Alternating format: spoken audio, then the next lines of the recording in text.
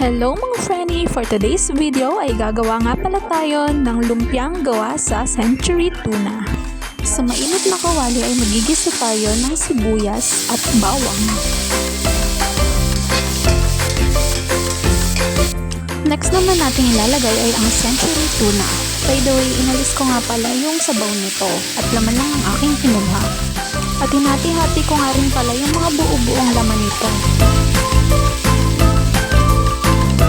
Sunod naman natin ilalagay ay ang carrots.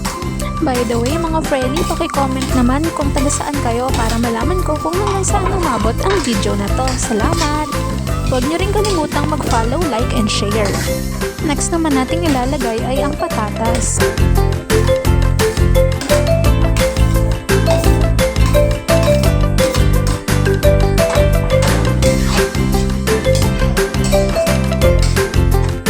After nating haluin, ay lalagyan na natin ito ng asin at paminta. Ito yung magiging pampalasa nito.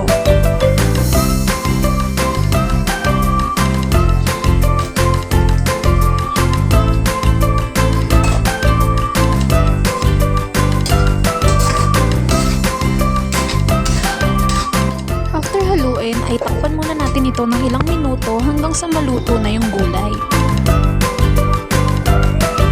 At matapos ang ilang minuto ay luto na nga ang ating gulay.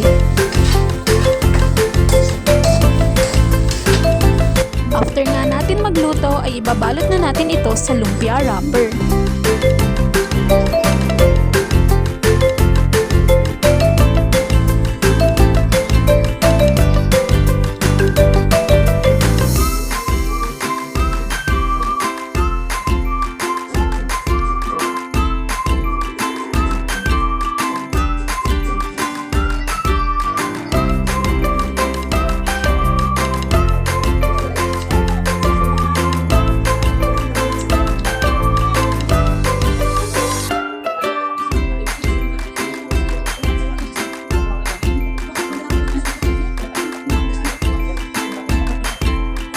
At ngayon nga ay ipiprito na natin ang ating lumpia.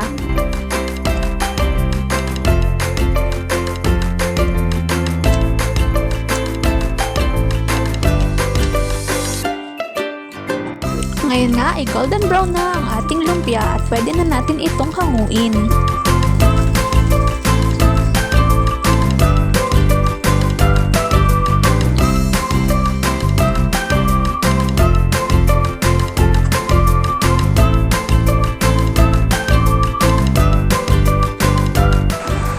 It's done! Thank you nga pala sa inyong panonood. Hanggang dito na lang ang aking video. Salamat!